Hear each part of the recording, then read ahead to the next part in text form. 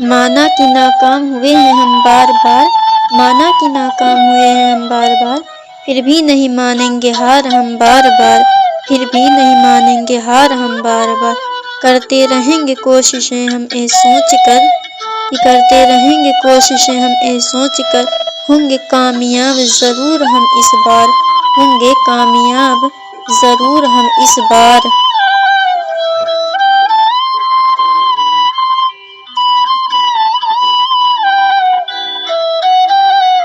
बिस्मिल्लाहिर्रहमानिर्रहीम। अस्सलाम वालेकुम। आज हम पंडित बीजनारायण चकबस्त की मुकम्मल हयात व खिदमत और जोश मलिहाबादी की हयात व खिदमत और नज़्म निगारी देखेंगे। सबसे पहले हम चकबस्त का तारुफ देख लेते हैं।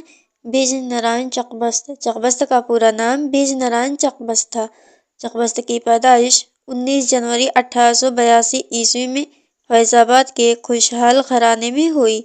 उनके अजदाद 18वीं सदी के अवाखिर में कश्मीर से हिजरत करके लखनऊ में आबाद हो गए थे। चकबस्त के वालिद पंडित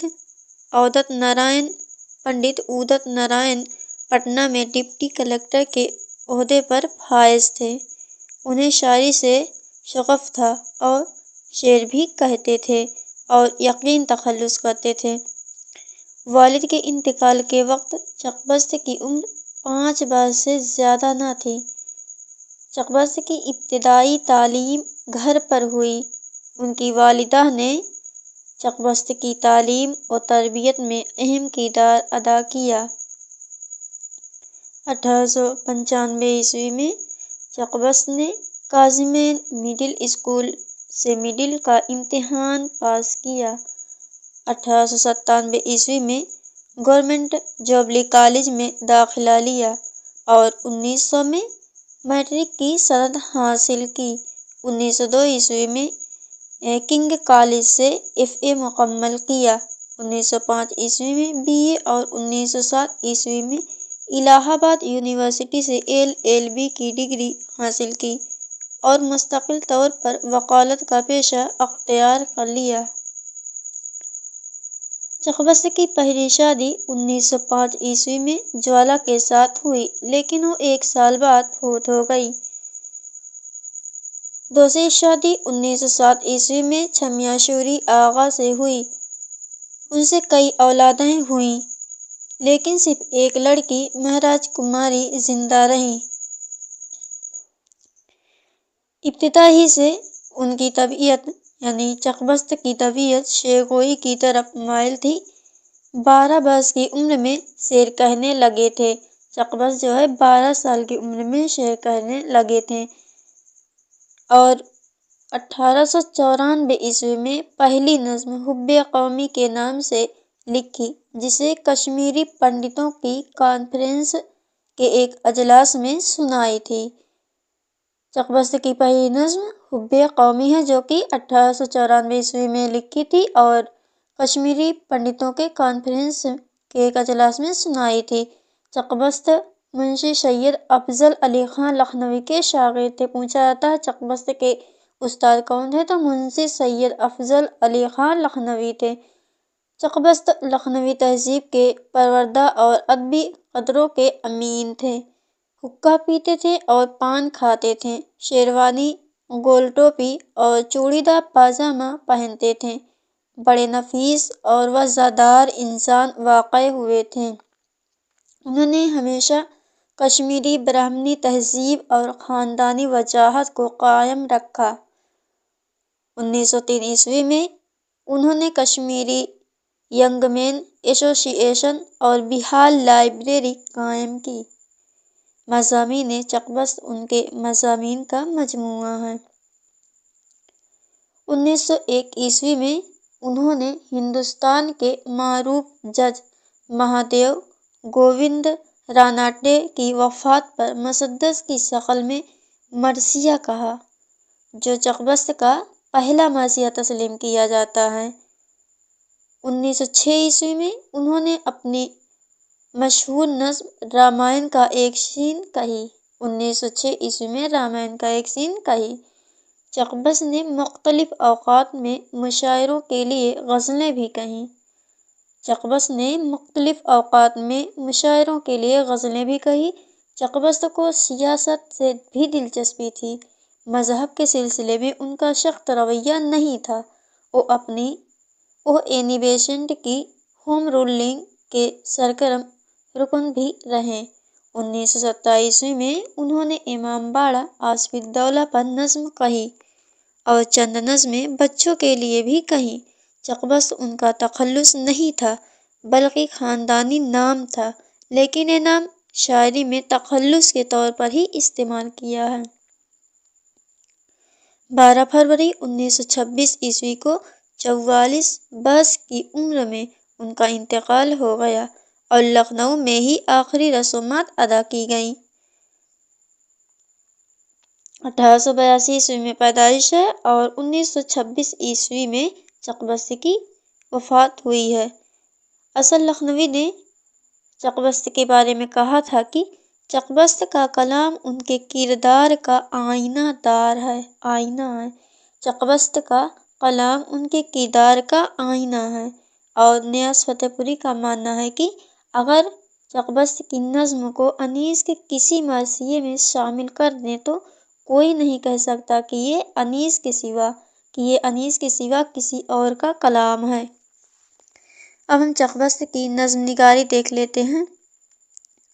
چقبست بہت ذہین اور حساس واقع ہوئے تھے۔ وہ شاعری کے ذریعے ملک اور ملت خصوصاً کشمیریوں کو پیغام دینا چاہتے تھے۔ چقبست نے اپنی شاعری کا باقاعدہ آغاز 1894 میں نظم گوئی سے کیا۔ وہ میر انیس سے بہت متاثر تھے۔ انہوں نے اپنی بیشتر نظمیں مسدس کی شکل میں کہیں۔ چقبست نے صنف غزل میں بھی طبع آزمائی کی اور شخصی مرثیے بھی کہے۔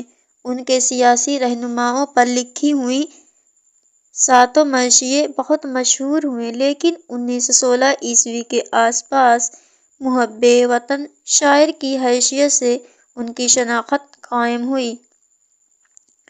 1926 میں صبح وطن کے نام سے ان کا شعری مجموعہ شائع ہوا، جس میں نظمیں، غزلیں اور شخصی مرثیے بھی شامل ہیں اور کل اشعار کی تعداد 2025 بتائی جاتی ہے۔ ابتدائی دور میں ان کی نظمیں گائے، کشن اور وید کے عنوان سے منظر عام پر آئیں۔ گائے، کشن اور وید کے عنوان سے منظر عام پر آئیں۔ 1914 کے سال میں انہوں نے 4 غزلیں اور 2 مرثیے بھی کہیں۔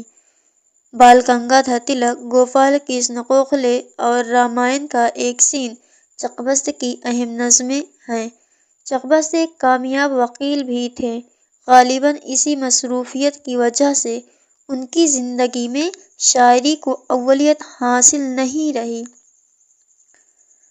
چقبست کی شخصیت میں کشمیری اور لکھنوی تہذیب کا حسین امتزاج ملتا ہے اور یہی رنگ ان کے کلام اور خصوصاً نظموں میں غالب نظر آتا ہے۔ چقبست نے سبھی نظمیں مسدس کی شکل میں لکھی ہیں۔ کہی ہیں۔ فریاد قوم جو کہ 1914 میں لکھی، نالۂ درد 1916، وطن کا راگ 1927 اور نظم جلوۂ صبح میں تشبیہات کا بھرپور استعمال ملتا ہے۔ چقبست کی نظموں میں تشبیہات کا بھرپور استعمال ملتا ہے۔ ایک شعر ملاحظہ کیجیے: دریائے فلک میں تھا عجیب نور کا عالم، دریائے فلک میں تھا عجیب نور کا عالم، چکر میں تھا گرداب صنف نیر اعظم، اٹھتی تھی شعاعوں کی جو موجیں و شرر دم، سیارے حبابوں کی طرح مٹتے تھے پہم۔ چقبست کے یہاں شوز و گذار، جذبات کی مرقع کشی، عمل فہم کا درس، سماجی و اصلاحی اور سیاسی شخصیات پر نظمیں ان کے فن کا اعلیٰ نمونہ پیش کرتی ہیں۔ انہوں نے اپنی نظموں میں مناظر فطرت کے ساتھ کلاسیکی روایت کو بھی قائم رکھا ہے۔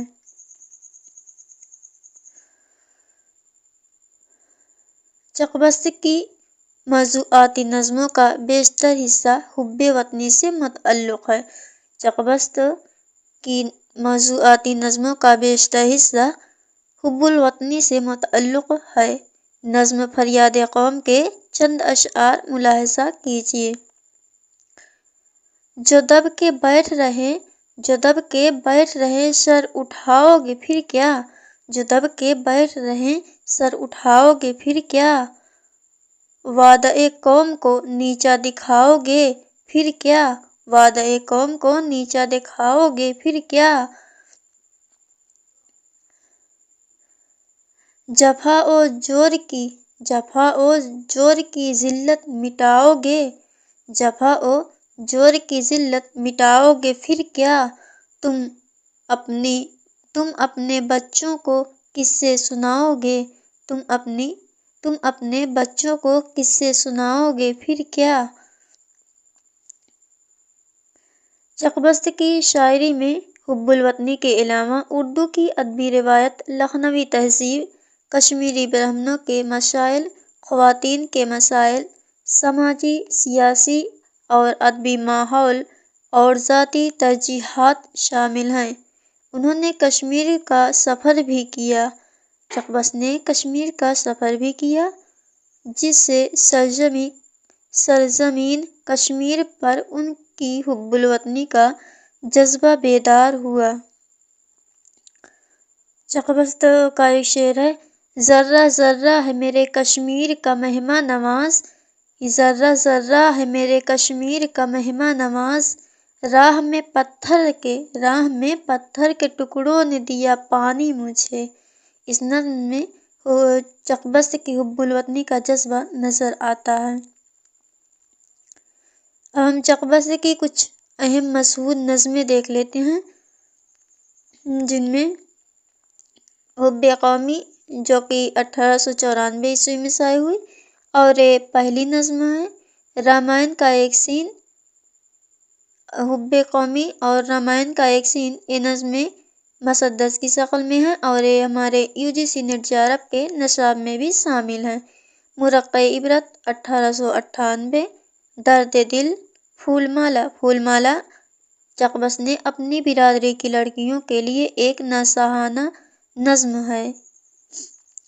نالہ درد 1918، وطن کا راگ 1917، فریاد قوم 1914 اور جلوہ صبح آواز قوم 1917، برق اصلاح 1927، معذرت 1911 میں شائع ہوئی۔ مذہب شاعرانہ، جلوہ معرفت، فلسفہ دید، خاک ہند، ایک جواں مرغ دوست، مسز بسنت کی خدمت میں قوم کا پیغام وفا، مسز بسنت کی خدمت میں قوم کا پیغام وفا، قوم کے سرماؤں کی اولاد، ہمارا وطن دل سے پیارا وطن، ہمارا وطن دل سے پیارا وطن، وطن ہم کو مبارک۔ نالہ یاش، کشن کنہیا، گائے، قومی مسدس، آب انگور، برسات، لارڈ کرزن سے چھپت طریقہ نظم، یہ ساری نظمیں چقبست کی مشہور نظمیں ہیں۔ اب ہم جوش ملیح آبادی کی حیات و خدمات اور نظم نگاری دیکھ لیتے ہیں۔ جوش ملیح آبادی کی پیدائش 5 دسمبر 1898 کو ملیح آباد کے ایک مشہور محلہ مرزا گنج میں ہوئی۔ آپ لوگ بتائیے کمنٹ میں کہ 1898 میں اور کس شاعر کی پیدائش ہوئی ہے؟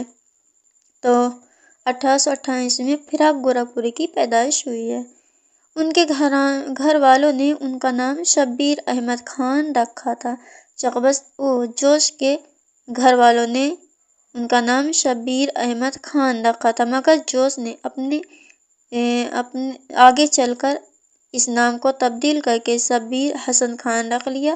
یہ تقریباً 1907 کا زمانہ تھا۔ پھر جوش تخلص اختیار کیا۔ نسل کے اعتبار سے وہ آفریدی پٹھان تھے۔ ان کے آباء و اجداد 18ویں صدی میں کابل سے منسلک خیبر کے علاقے سے ہندوستان آئے اور یہاں صفدر جنگ نے اپنی فوج میں ایک معزز عہدہ عطا کیا، تلوار کی دھار پر عزت و ثروت حاصل کی۔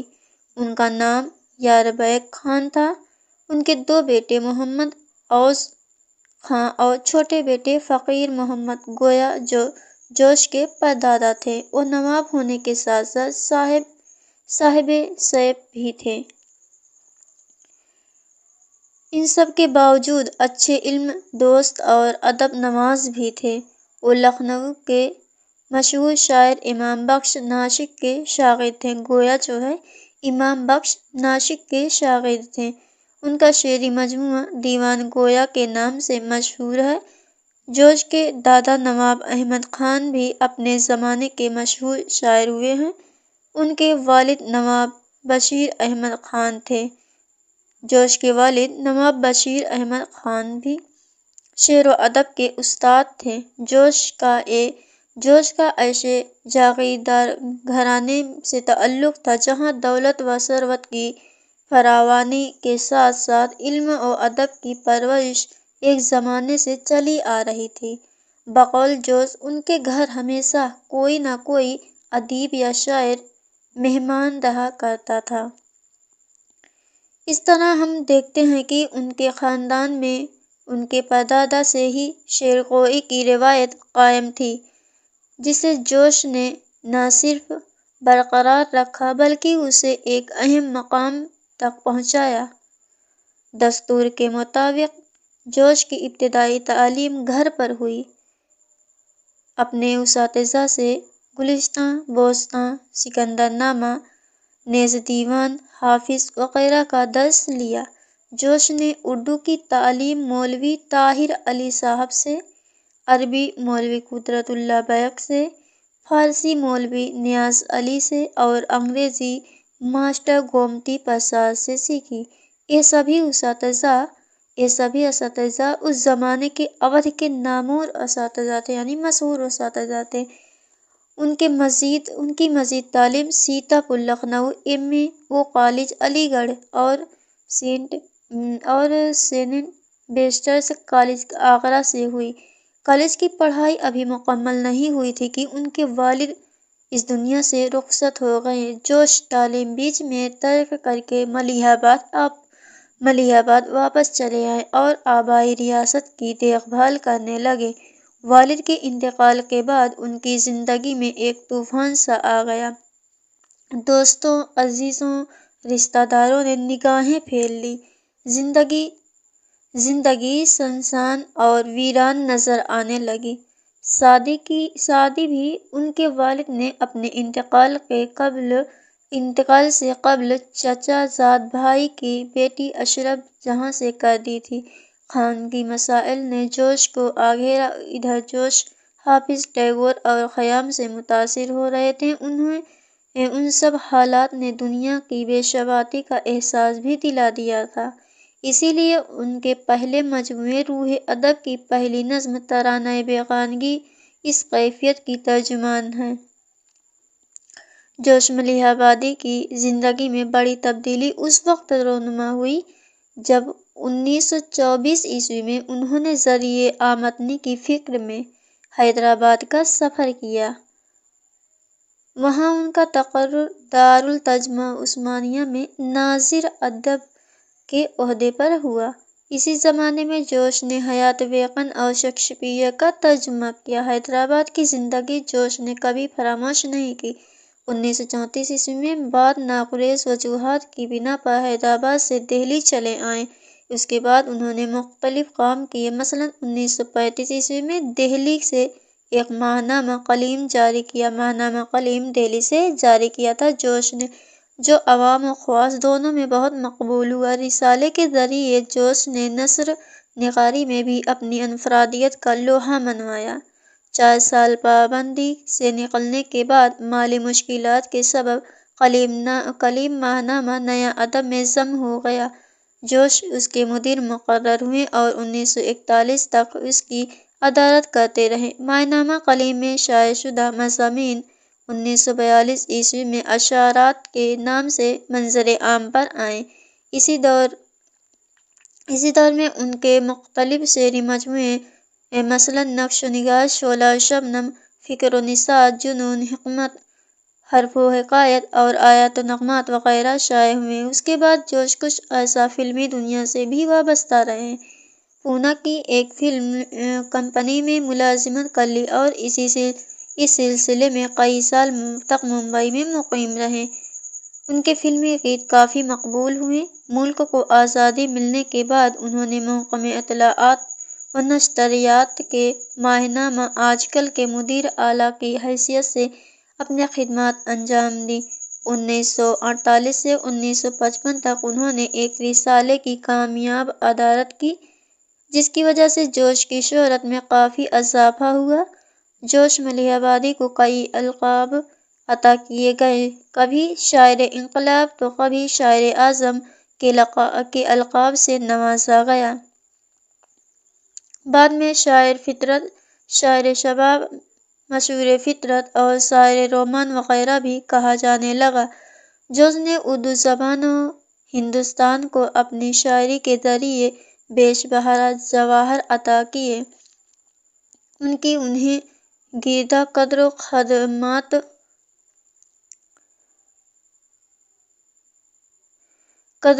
خدمات کی بنا پر حکومت نے 1955 میں پدم بھوشن سے نوازا۔ اس کے کچھ عرصہ بعد اچانک جوش نے اپنے سفر کی بانگ پاکستان کی طرف موڑ دی، یعنی ہجرت کر کے پاکستان چلے گئے۔ ہجرت سے قبل ان کے کچھ اور شعری مجموعے عرش و فرش، لاش و رنگ، سنبل و سلاسل، شیخ و سبو، سرور و خروش، سموم و شباب، طلوع فکر منظر عام پر آ چکے تھے۔ جوش کو پاکستان میں بڑی دشواریوں سے گزرنا پڑا۔ ایک طرف فکر معاش بھی تھی، دوسری طرف ادبی گردہ بندیاں ترقی اور بورڈ کراچی میں اردو لطف سازی سے کام کے بحیثیت مدیر وابستہ ہو گئے۔ رسالہ اردو نامہ کی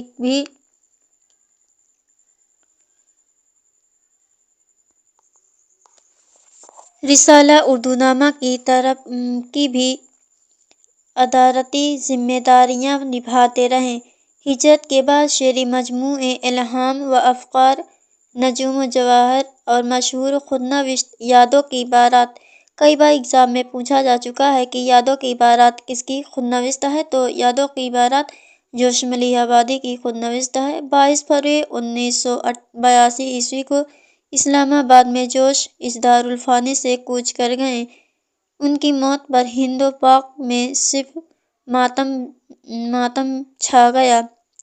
بلا شبہ جوش اردو شاعری کی آبرو ہیں، ان کا فن زندہ اور ان کی شعری اقدار مسلم ہیں، وہ ہمیشہ یاد کیے جائیں گے۔ اب ہم جوش ملیح آبادی کی نظم نگاری دیکھ لیتے ہیں۔ جدید اردو شاعری میں جوش ایک اہم اور معتبر نام ہے۔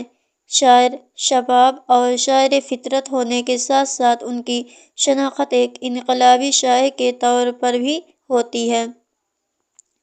وہ جنگ آزادی کے مجاہد بھی مانے جاتے ہیں، لیکن یہ ضروری نہیں کہ وہ مجاہد آزادی کے شانہ بشانہ لڑے ہوں۔ گویا جوش ملیح آبادی اپنی شاعری سے ہندوستان کے لاکھوں دلوں میں انگریزوں کے خلاف بیداری کی ایک لہر پیدا کر دی۔ جوش ملیح آبادی نے ہندوستان میں اپنی شاعری کے ذریعہ انگریزوں کے خلاف بیداری کی ایک لہر پیدا کر دی تھی، جو اس وقت کا ایک اہم تقاضا تھا، جسے قومی ذمہ داری سمجھ کر انہوں نے بخوبی نبھایا۔ بعض دشوار، اہم اور قطعی نئے موضوعات کو اپنی شاعری میں جگہ دی۔ وہ انسانی زندگی کے بے شمار پہلوؤں کی ترجمانی کرتے ہیں اور بہت سی چھوٹی چھوٹی اور معمولی باتوں کو بھی اپنی شاعری میں پیش کرتے ہیں۔ ان کی شاعری میں ان کی ذاتی زندگی اور اس دور کی اجتماعی زندگی دونوں ہم آہنگ ہیں۔ جوش کا اپنا خیال ہے کہ ان کی شاعری میں جمالی اور جلالی دونوں کیفیتیں ایک ساتھ نظر آتی ہیں۔ ان کی غزلوں، رباعیوں اور غیر سیاسی نظموں کا لہجہ بالکل الگ ہے۔ ان میں دھیما پن اور طنزیہ انداز نمایاں ہے، مگر وہیں سیاسی نظموں میں طبیعت کی تیزی، بلند آہنگی اور باغیانہ خیالات کی گونج سنائی دیتی ہے۔ جوش کی نظموں کی ایک خوبی یہ بھی ہے کہ ان کے یہاں تضاد کا استعمال کثرت سے ملتا ہے۔ انہوں نے زندگی یا کائنات کے صرف متضاد پہلوؤں پر ہی نظر نہیں رکھی بلکہ متضاد نظر آنے والے پہلوؤں کو ایک دوسرے سے جوڑ کر بھی دیکھا ہے۔ ان کی نظم میں زندگی اور کائنات کے مختلف پہلو ایک دوسرے سے تضاد نہیں رکھتے بلکہ ایک دوسرے کی تشکیل و تکمیل کرتے ہیں، اور یہی تضاد ان کی شخصیت میں بھی پایا جاتا ہے۔ جوش کو اپنی شخصیت کے تضاد کا احساس ہے۔ ان کا اپنا قول ہے کہ میرے سینے میں دو دل ہیں۔ جوش کا قول ہے کہ میرے سینے میں دو دل ہیں اور وہ دونوں دل مختلف طریقے سے دھڑکتے ہیں، اس لیے نظریات میں تضاد پیدا ہو گیا۔ ملک میں انگریزوں کی ظالمانہ حکومت اور سیاست نے ان کے خون میں ابال پیدا کر دیا۔ ہندوستان میں انگریزوں نے جس طرح محنت کش انسانوں کا استحصال کیا، یہاں تک کہ معیشت کو تباہ و برباد کیا، غریبوں، کمزوروں، کسانوں اور مزدوروں پر ظلم و زیادتی کی، جوش کے لیے ناقابل برداشت ہو گئی۔ اس بنا پر جوش کی سیاسی نظموں میں جذبہ بغاوت اور آزادی کی تڑپ کی لہریں بار بار سر اٹھاتی ہیں۔ جوش وطن کی سالمیت کے لیے ہند مسلم ایکتا اور اتحاد کو ضروری سمجھتے تھے۔ 1947 کے پس منظر میں جو ہندوستان کی تہذیب اور یہاں کے رکھ رکھاؤ کو نقصان پہنچا، وہ ایک بڑا خسارہ ہے۔ جوش نے 1947 کے فسادات سے متاثر ہو کر ایک نظم ہند مسلم کا متحدہ نعرہ مسدس کی شکل میں پیش کی۔ اس نظم کا ایک بند ملاحظہ ہو: بوجہل کی شراب سے چھلکا ہے جام کو، بٹا لگا دیا محمد کے نام کو، بخشا ہے تاج رواں دوزخ مقام کو، ذلت کی گھاٹیوں میں اتارا ہے رام کو، حق کا جگر ہے خون تو دل چاک چاک ہے، حق کا جگر ہے خون تو دل چاک چاک ہے، قرآن پر ہے دھول تو گیتا پہ خاک ہے، قرآن پر ہے دھول تو گیتا پہ خاک ہے۔ گویا اس فساد نے ہندوستان کے دو بڑے فرقوں کے درمیان حیوانیت اور جنون کا جو ثبوت دیا، وہ ہماری تاریخ کا ایک المناک باب ہے۔ اس منظر کو جوش نے بہت ہی چابک دستی اور بے باکی سے پیش کیا ہے۔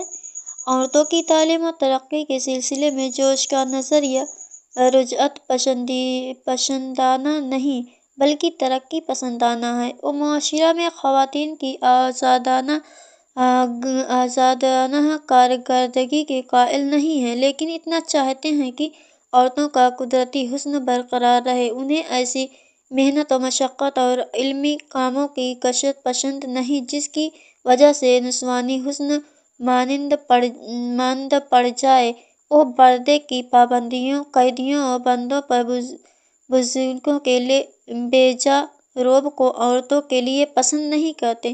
ملیح آبادی کا سماجی شعور بہت بلند و بالا تھا۔ وہ قومی مفاد پر نثار حیات کو ایک خاص محور پر لانا چاہتے تھے۔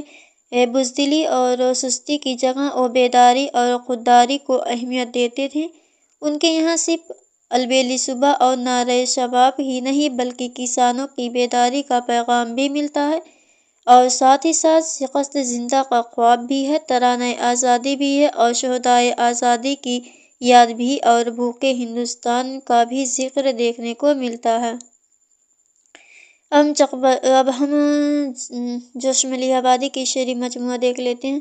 روح ادب، شاعر کی راتیں، نقش و نگار، شعلہ اور شبنم 1936 میں، تفکر و نشاط، جنون و حکمت جو کہ ایک 212 صفحات پر مشتمل ہے اور یہ رباعیوں کا مجموعہ ہے۔ اور 1934 میں شائع ہوئی۔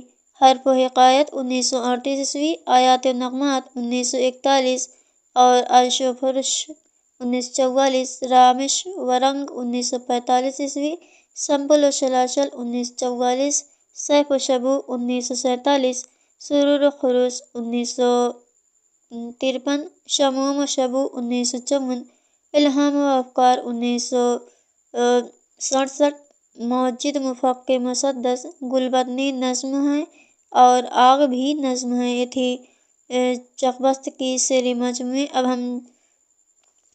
یہ تھی جوش ملیح آبادی کی شعری مجموعے۔ اب ہم جوش ملیح آبادی کی مشہور نظمیں دیکھ لیتے ہیں۔